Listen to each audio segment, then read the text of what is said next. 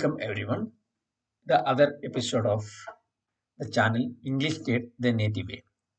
English gate the native way എന്ന ചാനലിലെ മറ്റൊരു എപ്പിസോഡിലേക്ക് നിങ്ങൾക്ക് സ്വാഗതം. ഇന്ന് നമുക്ക് കൺജക്ഷനെ കുറിച്ച് സംസാരിക്കാം. കൺജക്ഷൻ എന്താണെന്ന് പറഞ്ഞാൽ ഇതൊരു പാർട്സ് ഓഫ് സ്പീച്ച് ആണ്. ഇംഗ്ലീഷിൽ ഒന്നിലധികം വാചകങ്ങളെ കണക്ട് ചെയ്യാൻ ഉപയോഗിക്കുന്ന പാർട്സ് ഓഫ് സ്പീച്ച് ആണ് കൺജങ്ഷൻ. പാർട്സ് ഓഫ് സ്പീച്ചിനെ കുറിച്ച് ഒരു ഡീറ്റെയിൽ ആയ ഒരു എപ്പിസോഡ് നമ്മൾ ഇതിനു മുമ്പ് കണ്ടിരുന്നു. ഇന്ന് നമ്മൾ കൺജങ്ഷൻ എന്താണെന്ന് ഡീറ്റെയിൽ ആയിട്ട് നമുക്കൊന്ന് ശ്രദ്ധിക്കാം. ഞാനൊരു ഉദാഹരണം പറയാം. ഞാൻ സ്കൂളിൽ പോകുന്നു. ഇതൊരു വാചകമാണ്. ഞാൻ സ്കൂളിൽ പോകുന്നു, ഞാൻ മാത്രമാണ് സ്കൂളിൽ പോകുന്നത്. മറ്റൊരു വാചകം പറയുന്നു, നീ സ്കൂളിൽ പോകുന്നു, നിങ്ങൾ സ്കൂളിൽ പോകുന്നു, മറ്റൊരു വാചകമാണ്. ഞാൻ സ്കൂളിൽ പോകുന്നു, നിങ്ങൾ സ്കൂളിൽ പോകുന്നു എന്നുള്ള വാചകത്തെ ഒരു വാചകമാക്കാൻ നമ്മൾക്ക് എങ്ങനെ സാധിക്കും? അപ്പോൾ നമ്മൾ ഞാനും നീയും ഒന്നിച്ച് സ്കൂളിൽ പോകുന്നു എന്ന് പറയണം. ഇവിടെ ഞാനും നീയും എന്നുള്ളതിന് നമ്മൾ ആൻഡ് എന്ന കൺജക്ഷൻ ഉപയോഗിക്കണം. അപ്പോൾ നമ്മൾ ഞാൻ സ്കൂളിൽ പോകുന്നു എന്ന് ഇംഗ്ലീഷിൽ എങ്ങനെ പറയും? I am going to the school. നിങ്ങൾ സ്കൂളിൽ പോകുന്നു എന്നെങ്ങനെ പറയും? You are going to the school. I am going to the school. You are going to the school. ഞാനും നീയും സ്കൂളിൽ പോകുന്നു എന്ന് പറയാൻ ആൻ എന്ന കൺജക്ഷൻ ഉപയോഗിച്ച് നമ്മൾ ഇങ്ങനെ പറയണം. I and you are going to the school. I and you are going to the school. ഇവിടെ ആൻഡ് എന്ന കൺജക്ഷൻ നമ്മൾ ഉപയോഗിച്ചു. മറ്റൊരു എക്സാമ്പിൾ പറയാം. ഞാൻ നിങ്ങളെക്കുറിച്ച് പറയുന്നു. നിങ്ങൾ ഒരു നല്ല മനുഷ്യനാണ്. നിങ്ങൾ ദയാലുവായൊരു മനുഷ്യനാണ്. യു ആർ എ കൈൻഡ് മാൻ. പക്ഷേ നിങ്ങൾ എനിക്കൊരു ആവശ്യം വന്നപ്പോൾ ഇന്നലെ നിങ്ങൾ എന്നെ സഹായിച്ചില്ല. അതൊരു മറ്റൊരു വാചകമാണ്. നിങ്ങൾ എന്നെ സഹായിച്ചില്ല. രണ്ട് വാചകം. നിങ്ങൾ ഒരു ദയാലുവായ മനുഷ്യൻ. രണ്ട്, നിങ്ങൾ എന്നെ സഹായിച്ചില്ല. ഈ രണ്ട് വാചകങ്ങളെയും നമ്മൾ ബട്ട് എന്ന കൺജക്ഷൻ ഉപയോഗിച്ച് പറയാം. ഫസ്റ്റ് വാചകം, നിങ്ങൾ ഒരു നല്ല മനുഷ്യൻ. You are a kind man. Second വാചകം, നിങ്ങൾ എന്നെ സഹായിച്ചില്ല.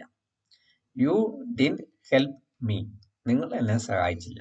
ഇത് ബട്ട് എന്ന കൺജക്ഷൻ ഉപയോഗിച്ച് നമ്മൾ ഇങ്ങനെ പറയുന്നു. U are a kind man but you didn't help me. U are a kind man but you didn't help me. ഇവിടെ ബട്ട് എന്ന കൺജക്ഷൻ ഉപയോഗിച്ച് നമ്മൾ രണ്ട് വാചകത്തെ ഒരു വാചകമാക്കി പറയുന്നു. അപ്പോൾ നമ്മൾ രണ്ട് കൺജക്ഷനെ എക്സാമ്പിൾ എടുത്തു, ആൻഡ് ബട്ട്. ഇതുപോലെയുള്ള പല കൺജക്ഷനുകളും നമ്മൾ എക്സാമ്പിളിലൂടെ നമുക്ക് നോക്കാം. Let us see the definition of conjunction. Conjunctions are used to connect words, clauses and phrases to make a complete sentence. We can also say that it connects two parts of a sentence. ഒന്നിലധികം വാക്കുകളെയോ ഒന്നിലധികം വാചകങ്ങളെയോ കൂട്ടിച്ചേർക്കുവാൻ ഉപയോഗിക്കുന്ന parts of സ്പീച്ചാണ് conjunction. പ്രധാനമായി രണ്ട് വാചകങ്ങളെ connect ചെയ്യാനാണ് conjunction ഉപയോഗിക്കുന്നത്. നമ്മൾക്ക് കുറച്ച് എക്സാമ്പിൾസ് നോക്കാം. Ram and Sita are travelling together. രാമനും സീതയും ഒന്നിച്ച് യാത്ര ചെയ്യുന്നു. Albert plays badminton and Thomas plays tennis. Albert എന്ന വ്യക്തി ബാഡ്മിൻ്റൺ ആണ് കളിക്കുന്നത്, എന്നാൽ തോമസ് എന്ന വ്യക്തി ടെന്നീസാണ് കളിക്കുന്നത്. ഇത് രണ്ടും രണ്ട് വാചകങ്ങളാണ്. ഇതിനെ ഒന്നിച്ച് നമ്മൾ പറയുന്നതാണ് Albert plays badminton and Thomas plays tennis. I like studying and playing chess. എനിക്ക് പഠിക്കുവാനും ചെസ് കളിക്കുവാനും ഇഷ്ടമാണ്. എന്നാൽ മറ്റൊരു വാചകം പറയുകയാണ്, എനിക്ക് ടെലിവിഷൻ ഷോസ് കാണുന്നത് ഇഷ്ടമല്ല. ഇതെല്ലാം കൂടെ കണക്ട് ചെയ്ത് ഒറ്റ വാചകത്തിൽ നിങ്ങൾ പറയുകയാണ്. ശ്രദ്ധിക്കുക, ഇവിടെ രണ്ട് കൺജക്ഷൻ ഉണ്ട്. ആൻഡ് എന്ന കൺജക്ഷനും ബട്ട് എന്ന കൺജക്ഷനും. I like studying and playing chess but I don't like to watch television shows.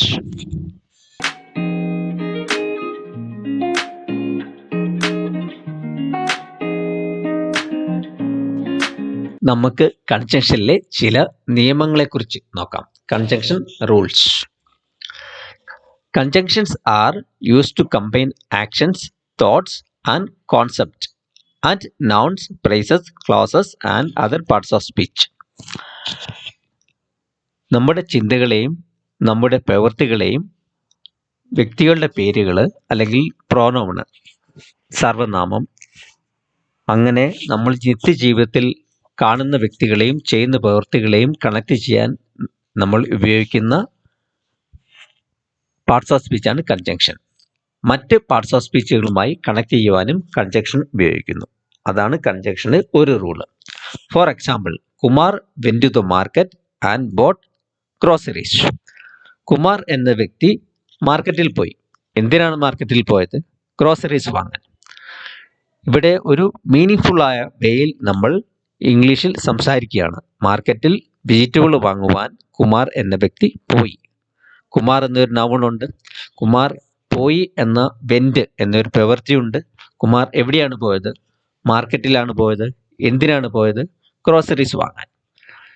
ഇവിടെ ഒരു നൗണ് അല്ലെങ്കിൽ ഒരു വേർബ് അല്ലെങ്കിൽ ഒരു ഒബ്ജക്റ്റ് ഇതെല്ലാം കണക്ട് ചെയ്തിട്ടുണ്ട്. അടുത്ത rule, when using conjunctions make sure all parts of your sentences agree. നമ്മൾ കൺജങ്ഷൻ ഉപയോഗിക്കുമ്പോൾ അത് ഇംഗ്ലീഷിൽ പൂർണ്ണമായൊരു വാക്ക് പറയാൻ നമ്മളെ സഹായിക്കുന്നു. നമ്മൾ എന്ത് പറയുന്നോ അത് പൂർണ്ണമായൊരു വാക്കായിരിക്കണം. ഒരു വാക്ക് പൂർണ്ണമായി അതിൻ്റെ അർത്ഥത്തിൽ എൻഡ് ചെയ്യണമെങ്കിൽ കൺജങ്ഷൻ ഉണ്ടായിരിക്കണം. കൺജങ്ഷൻ ഇല്ലെങ്കിൽ നമ്മൾ പറയുന്നത് അപൂർവമായ ഇംഗ്ലീഷ് ആയിരിക്കും. അടുത്ത rule, conjunctions are very useful for making the list. നമ്മൾ എന്തെങ്കിലും ഒരു ലിസ്റ്റ് നമ്മൾ അനുസരിച്ചാണ് നമ്മൾ ജീവിതത്തിൽ മുന്നോട്ട് പോകുന്നതെങ്കിൽ, അല്ലെങ്കിൽ നമ്മളൊരു ലിസ്റ്റ് നമ്മൾ പ്രിപ്പയർ ചെയ്യാൻ ശ്രമിക്കുമ്പോൾ അതൊരു അജണ്ട ആയിരിക്കാം, അല്ലെങ്കിൽ നമ്മുടെ ടൈം ടേബിൾ ആയിരിക്കാം. ഇവിടെയെല്ലാം കൺജങ്ഷൻ ഉപയോഗിച്ചാൽ മാത്രമേ നമുക്ക് ഇംഗ്ലീഷിൽ അത് മീനിങ്ഫുള്ളായി പറയുവാൻ സാധിക്കൂ. For example, we arranged bag, boxes and lunch box before going to the school. സ്കൂളിൽ പോകുന്നതിന് മുമ്പ് ഒരു student school bag, note books, box, lunch box ഇതെല്ലാം അറേഞ്ച് ചെയ്തിരിക്കണം. ഇവിടെ കൺജങ്ഷൻ ആൻഡ് എന്ന കൺജങ്ഷൻ ഉപയോഗിച്ചിട്ടുണ്ട്. ബിഫോർ എന്ന ഒരു പ്രിപ്പോസിഷൻ ഉപയോഗിച്ചിട്ടുണ്ട്. അത് കൺജങ്ഷനുമായി നമുക്ക് വേണമെങ്കിൽ ഇവിടെ പരിഗണിക്കാം. സ്കൂളിൽ പോകുന്നതിന് മുമ്പ് ഇവിടെ ബിഫോർ കൺജങ്ഷൻ ഒരു മീനിങ് നൽകുന്നു. ഇവിടെ ബാഗ്, ബുക്സ്, ലഞ്ച് ബോക്സ് എന്ന് പറയുന്ന പല വസ്തുവകളെ കൂട്ടിയോജിപ്പിച്ചിരിക്കുന്നത് ആൻഡ് എന്ന ഒരു കൺജങ്ഷൻ മുഖേനയാണ്. കൺജങ്ഷൻ റൂള് നമ്മൾ കൺജങ്ഷൻ ഉപയോഗിക്കുന്നതിന് മുമ്പ് മനസ്സിലാക്കിയിരിക്കേണ്ടത് വളരെ ഇമ്പോർട്ടൻ്റ് ആണ്.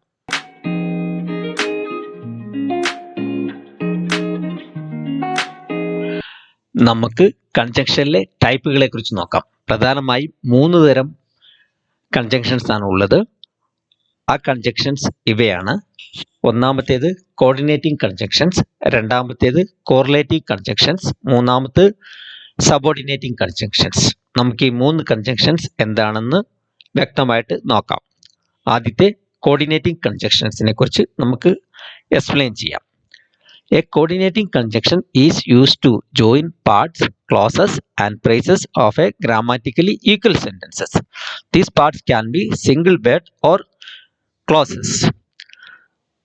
ഒന്നിലധികം വാക്കുകളെയോ വാചകങ്ങളെയോ ഈക്വൽ സെന്റൻസസിൽ, അതായത് ഒരേപോലെ വരുന്ന വാചകങ്ങളെ നമ്മൾ കൂട്ടിയോജിക്കുന്ന കൺജങ്ഷനാണ് കോർഡിനേറ്റിംഗ് കൺജങ്ഷൻസ്. ഇതൊരു സിംഗിൾ വേർഡ് കൺജങ്ഷൻ ആണ്. അത് ഒരേ പാറ്റേണിൽ പോകുന്നതാണ്. കോൺട്രാഡിക്റ്റിംഗ് ആയ ഫാക്ട്സുകളൊന്നും ഉണ്ടാകില്ല. എക്സാമ്പിൾ പറഞ്ഞാൽ നമുക്ക് മനസ്സിലാക്കും. Maya and Jitendra went to Mumbai. ഇവർ രണ്ടുപേരും ഒരേ സ്ഥലത്ത് പോകുന്നവരാണ്, മായയും ജിതേന്ദ്രും. അപ്പോൾ അവിടെ കോൺട്രാഡിക്റ്റിംഗ് ആയ ഒരു സ്റ്റേറ്റ്മെന്റ് ഇല്ല. ആൻഡ് എന്ന കൺജങ്ഷൻ നമ്മൾ ഉപയോഗിച്ചിരിക്കുന്നു. Do you want to play badminton or cricket? നിനക്ക് ക്രിക്കറ്റ് കളിക്കണമോ ബാഡ്മിൻ്റൺ കളിക്കണമോ? അത് ഒരേ രീതിയിലുള്ള ഒരു മാച്ചിനെ കുറിച്ച് നമ്മൾ സംസാരിക്കുകയാണ്. He likes the sandwich but John likes the chocolates. എനിക്ക് സാൻഡ്വിച്ച് ആണ് ഇഷ്ടം, അല്ലെങ്കിൽ അവന് സാൻഡ്വിച്ച് ആണ് ഇഷ്ടം, ജോണിന് ചോക്ലേറ്റ് ആണ് ഇഷ്ടം. ഇത് രണ്ടുപേരുടെ ഇഷ്ടങ്ങളെ കുറിച്ച് സംസാരിക്കുന്നതാണ്. Lata ran fast yet she didn't come first. Lata നന്നായി ഓടി, വളരെ വേഗത്തിൽ ഓടി, എങ്കിൽ കൂടി അവൾക്ക് വിജയിക്കുവാൻ സാധിച്ചില്ല. രണ്ടും ഓടി എന്ന ക്രിയയെക്കുറിച്ചാണ് നമ്മൾ സംസാരിക്കുന്നത്. ഒരേ പാറ്റേണിൽ വരുന്ന സംഭവങ്ങളെയോ വ്യക്തികളെയോ സ്ഥലങ്ങളെയോ നമ്മൾ പറയുവാൻ കോർഡിനേറ്റിംഗ് കൺജങ്ഷൻ ഉപയോഗിക്കുന്നു. പ്രധാനമായപ്പെട്ട കോർഡിനേറ്റിംഗ് കൺജങ്ഷൻസ് ആണ് for, and, nor, but, or, yet, so. അടുത്ത കൺജങ്ഷൻ ആണ് correlative conjunctions. Some conjunctions are combined with some other words to make sentence called correlative conjunctions. They always use in pairs and combine several sentences that should be treated as grammatically equivalent. രണ്ടോ അതിലധികമോ കൺജക്ഷനുകളെ നമ്മൾ പല വാചകങ്ങളെ കൂട്ടി യോജിപ്പിക്കാൻ ഉപയോഗിക്കുന്നതിനാണ് correlative conjunction എന്ന് പറയുന്നത്. ഇത് ഒരുപോലെയുള്ള വാചകങ്ങളായിരിക്കാം, അല്ലെങ്കിൽ വ്യത്യസ്തമായ വാചകങ്ങളായിരിക്കാം. ഇത് നമ്മൾ പറയുമ്പോൾ രണ്ട് കൺജങ്ഷൻ പ്രധാനമായിട്ട് വരും. ഇവിടെ നമുക്ക് ഒരു എക്സാമ്പിൾ നോക്കാം. I want either the black shoes or the blue shoes. എനിക്ക് ബ്ലാക്ക് കളറിലുള്ള ഷൂവും ഇഷ്ടമാണ്, ബ്ലൂ കളറിലുള്ള ഷൂവും ഇഷ്ടമാണ്. പക്ഷെ എനിക്ക് ഒരു ഷൂ വാങ്ങുവാനേ ചോയ്സ് ഉള്ളൂ. വൺ പെയർ ഓഫ് ഷൂസ് വാങ്ങുവാൻ മാത്രമേ എനിക്ക് ചോയ്സ് ഉള്ളൂ. അപ്പോൾ ഞാൻ പറയുകയാണ്, എനിക്ക് ബ്ലാക്ക് ഷൂസോ അല്ലെങ്കിൽ ബ്ലൂ ഷൂസോ ഇതിലേതെങ്കിലും ഒരു ഷൂസ് കിട്ടിയാൽ മതി. അപ്പോൾ നമ്മൾ രണ്ട് കൺജങ്ഷൻ ഉപയോഗിച്ചിട്ടുണ്ട്. I want either the black ഷൂസോ ഓർ ദ ബ്ലൂ ഷൂസോ ഇതിലേതെങ്കിലും ഒന്ന് മതി. I want either the black shoes or the blue shoes. Both Sandeep and Shiva play cricket. സന്ദീപും ക്രിക്കറ്റ് കളിക്കും, ശിവയും ക്രിക്കറ്റ് കളിക്കും. എന്നാൽ നമ്മൾ പറയുകയാണ്, ഇവർ രണ്ടുപേരും ക്രിക്കറ്റ് കളിക്കുമെന്ന് പറയും, പക്ഷെ നമ്മൾ രണ്ടുപേരുടെ പേരും പറയുന്നുണ്ട്. സന്ദീപ് എന്ന വ്യക്തിയും ശിവ എന്ന വ്യക്തിയും ക്രിക്കറ്റ് കളിക്കും എന്ന് നമ്മൾ ഈ രണ്ടുപേരും കളിക്കും നമ്മൾ സ്പെസിഫൈ പറയുമ്പോൾ നമ്മൾ ബോത്ത് അഡീഷണൽ ഉപയോഗിച്ചു. Both Sandeep and Shiva play cricket. Neither Jeevan nor Sunny likes to play cricket. Jeevan എന്ന വ്യക്തിയും സണ്ണി എന്ന വ്യക്തിയും ക്രിക്കറ്റ് കളിക്കുവാൻ ഇഷ്ടപ്പെടുന്നില്ല. നമ്മൾ രണ്ടുപേരും ക്രിക്കറ്റ് കളിക്കാൻ ഇഷ്ടപ്പെടുന്നില്ല എന്നുള്ളത് മറ്റൊരു രീതിയിൽ പറഞ്ഞാണ്. ജീവനാകട്ടെ അല്ലെങ്കിൽ സണ്ണി ആകട്ടെ രണ്ടുപേർക്കും ക്രിക്കറ്റ് കളിക്കുവാൻ താല്പര്യം ഇല്ല. Not only David but also Kabir is from New York. New York എന്ന ടൗണിൽ നിന്ന് വരുന്ന രണ്ട് വ്യക്തികളാണ് ഡേവിഡും കബീറും. എന്നാൽ ഈ പറയുന്ന വാചകത്തിൽ ഇൻഡിക്കേറ്റ് ചെയ്യുന്നത് എങ്ങനെയാണ്? കബീർ മാത്രമല്ല, അല്ലെങ്കിൽ ഡേവിഡ് മാത്രമല്ല, അടുത്തയാൾ ന്യൂയോർക്കിൽ നിന്നാണ് വരുന്നത്. ഡേവിഡ് മാത്രമല്ല ന്യൂയോർക്കിൽ നിന്ന് വരുന്നത്, കബീറും ന്യൂയോർക്കിൽ നിന്നാണ്. Not only David but also Kabir is from New York. മൂന്നാമത്തെ കൺജങ്ഷനാണ് subordinating conjunctions. The subordinating conjunctions join elements of an unparalleled structure of the sentence. In general, these elements are dependent and independent clauses. It joins a subordinate clause dependent to the main clause independent. നമ്മൾ ഒരു വാചകങ്ങൾ പറയുമ്പോൾ അതിന് consequent ആയിട്ട് മറ്റൊരു വാചകങ്ങളും ഉണ്ടാകും. അതായത് നമ്മൾ ഒരു റിസൾട്ട് നമ്മൾ പറയുമ്പോൾ അതിനോട് ബന്ധപ്പെട്ട മറ്റൊരു റിസൾട്ട് ഉണ്ടാകാം. അങ്ങനെ പറയുമ്പോൾ നമ്മൾ സബോർഡിനേറ്റിംഗ് കൺജങ്ഷൻ ഉപയോഗിക്കണം. സാധാരണഗതിയായി നമ്മൾ കുട്ടികളോട് പറയാറുണ്ട്, നീ നന്നായി പഠിച്ചാൽ നീ പരീക്ഷയിൽ ജയിക്കും. അതായത് രണ്ട് വാചകങ്ങളാണ്. നീ നന്നായി പഠിക്കണം എന്ന് ഉദ്ദേശിക്കുന്ന ഒന്നാമത്തെ വാചകം. എന്നാൽ അതിൻ്റെ റിസൾട്ട് നമ്മൾ പറയുകയാണ്, നീ നന്നായി പഠിച്ചാൽ നീ ജയിക്കും. അത് ആദ്യം പറഞ്ഞ വാചകത്തിൻ്റെ റിസൾട്ടാണ്. ഇങ്ങനെ ഒരു വാചകത്തോട് അനുബന്ധപ്പെട്ട ഒരു റിസൾട്ട് അല്ലെങ്കിൽ എന്തെങ്കിലും കോൺസിക്വൻ്റ് ആയ ഒരു സംഭവം ഉണ്ടായാൽ അവിടെ രണ്ട് കൺജങ്ഷൻ ഉപയോഗിക്കണം. ഇങ്ങനെ ഉപയോഗിക്കുന്ന കൺജങ്ഷൻസ് ആണ് subordinating conjunctions. For example, if you find out let me know. നിങ്ങൾ ആ സാധനം കണ്ടു കിട്ടിയാൽ എന്നെ അറിയിക്കാമോ. ഇവിടെ നമ്മൾ ഇഫ് എന്ന കൺജങ്ഷൻ ഉപയോഗിച്ചിരിക്കുന്നു. Peter didn't work yesterday because he was ill. പീറ്ററിന് ഇന്നലെ ജോലി ചെയ്യാൻ കഴിഞ്ഞില്ല, കാരണം പീറ്റർ ഇല്ലായിരുന്നു, അസുഖമായിരുന്നു. ഇവിടെ ബിക്കോസ് എന്ന കൺജങ്ഷൻ നമ്മൾ ഉപയോഗിച്ചിരിക്കുന്നു. Ravi will wait until Dilip arrives in Bangalore. Dilip ബാംഗ്ലൂരിൽ വരുന്നിടം വരെ രവി വെയിറ്റ് ചെയ്യും. ഇവിടെ രവിയാണ് ആദ്യം ബാംഗ്ലൂരിൽ വന്നത്, പക്ഷെ ദിലീപിന് വേണ്ടി വെയിറ്റ് ചെയ്യും. അവിടെ വരെ എന്ന വാക്ക് കൺജക്ഷനാണ് ഉപയോഗിച്ചിരിക്കുന്നത്. ഇത് സബോർഡിനേറ്റിംഗ് കൺജക്ഷനാണ്. He will call you as soon as possible.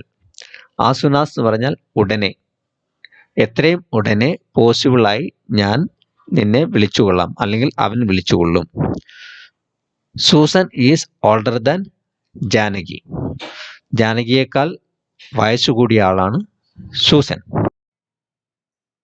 Parts of സ്പീച്ചിലെ വളരെ പ്രധാനപ്പെട്ട ഒന്നായ കൺജക്ഷനെ കുറിച്ച് നിങ്ങൾ മനസ്സിലാക്കി എന്ന് ഞാൻ വിചാരിക്കുന്നു.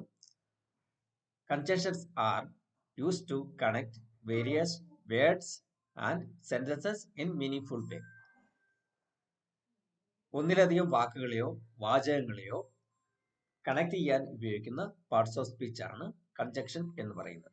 കൺജക്ഷൻ ഇല്ലാതെ മീനിങ്ഫുൾ വേയിൽ നമുക്ക് ഇംഗ്ലീഷ് സംസാരിക്കുവാൻ സാധിക്കുകയില്ല. English guide the native way എന്ന ചാനലിൽ ഞാൻ അപ്ലോഡ് ചെയ്യുന്ന വീഡിയോകൾ നിങ്ങൾക്ക് ഇഷ്ടമാകുന്നു എന്ന് ഞാൻ വിചാരിക്കുന്നു. ഇതിന് മുമ്പ് ഞാൻ പാർട്സ് ഓഫ് സ്പീച്ച് എന്ന ഒരു വീഡിയോ വിശദമായി ഇട്ടിട്ടുണ്ട്. അതിനുശേഷം പാർട്സ് ഓഫ് സ്പീച്ചിലെ പ്രധാനപ്പെട്ട പ്രിപ്പോസിനെ കുറിച്ചും ഒരു അരമണിക്കൂർ ഡീറ്റെയിൽഡ് ആയൊരു വീഡിയോ ഞാനിവിടെ ഈ ചാനലിൽ ഉൾക്കൊള്ളിച്ചിട്ടുണ്ട്. നിങ്ങൾ പാർട്സ് ഓഫ് സ്പീച്ചും കൺജക്ഷനും എന്താണെന്ന് വ്യക്തമായി പഠിക്കുക. പാർട്സ് ഓഫ് സ്പീച്ചിനെ കുറിച്ച് വ്യക്തമായൊരു ധാരണ നിങ്ങൾക്കുണ്ടായാൽ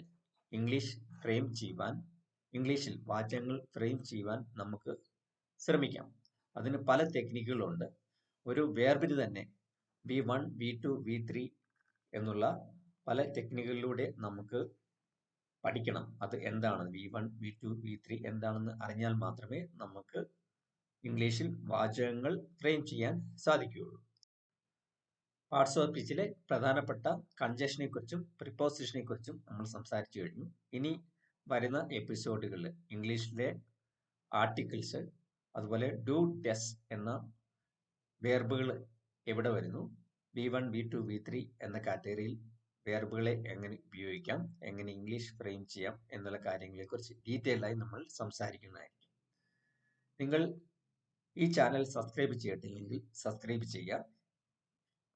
ഇംഗ്ലീഷ് ഗൈഡ് ദ നേറ്റീവ് വേ. അതോടൊപ്പം നിങ്ങളുടെ ഫ്രണ്ട്സ്, റിലേറ്റീവ്സ്, കൊളീഗ്സ് എന്നുള്ളവരോട് ഈ ചാനൽ ഒന്ന് റെഫർ ചെയ്യുക.